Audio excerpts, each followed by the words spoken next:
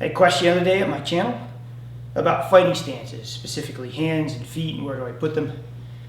If you're a point fighter, a lot of times it's advantageous to stand sideways and get out because you're trying to protect certain points because you're not worried about getting hit in the back.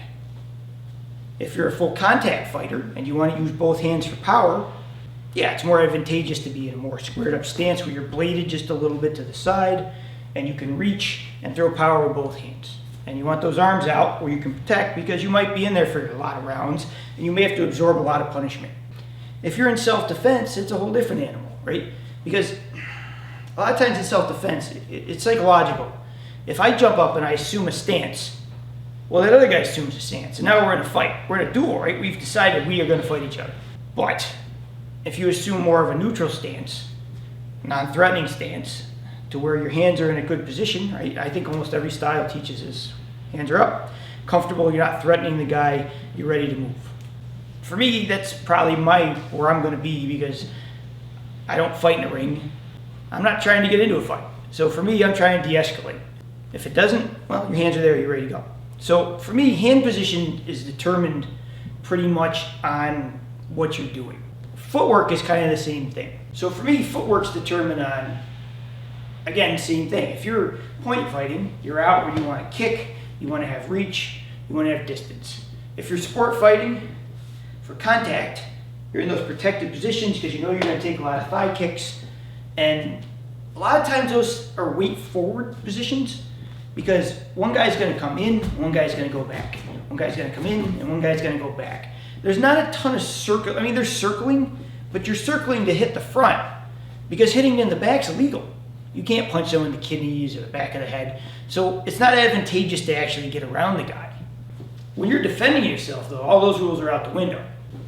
So for me, when I assume a stance, I'm going to use that term loosely, stance. I'm not really trying to assume a stance. What I'm trying to do is relax and put my feet in a position where I feel like I can move evenly in all directions. If he comes forward and I need to move back, I should be able to move back. If I feel like he's lagging and I need to come in, I should be able to come in. If I feel like he's coming deep and I need to get off the side, I need to get off the side. So with the footwork, I want you to envision, it's almost like you have like a sheet of paper under your heels. You don't want to be up on the balls because like you'll lean forward and now you're stuck and it's hard to go backwards. On the other hand, if you're back flat on your heels, it's almost impossible to move. So for me, I like to have just enough and I like to be evenly weighted. I like where I can push the side back and forth because you don't know, right?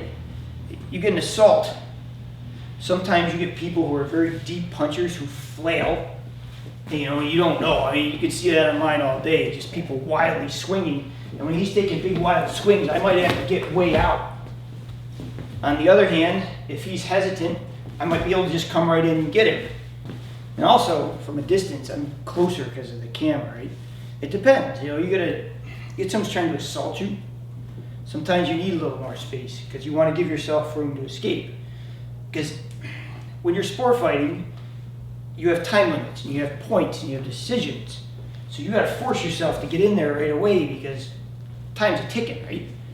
When someone's assaulting you, again, when you see that lag in their eyes, like they're not paying attention, yeah, you want to take advantage of it. But if they look like they're ready to go and they're ready to attack you, knock you down, the closer you are, the less time you have. As for feet, I like to blade a little bit, meaning that I'm not straight, but I'm not like this either. And foot just depending on what you like. For me, I've trained myself to go to both feet, which I find preferable. Absolutely force me, it would be right foot forward a little bit. But again, springiness. I gotta have that ability to move real quick. You ever see those guys play basketball or football, you have those quick steps? You gotta have those quick steps. So if you really wanna know what your fighting stance is, you have to actually really determine what are you trying to accomplish. Once you decide what you're actually doing, then you can kind of tailor it to what you do. Thank you for watching. Please like and subscribe. Leave comments. Feel free to share. It helps the channel grow.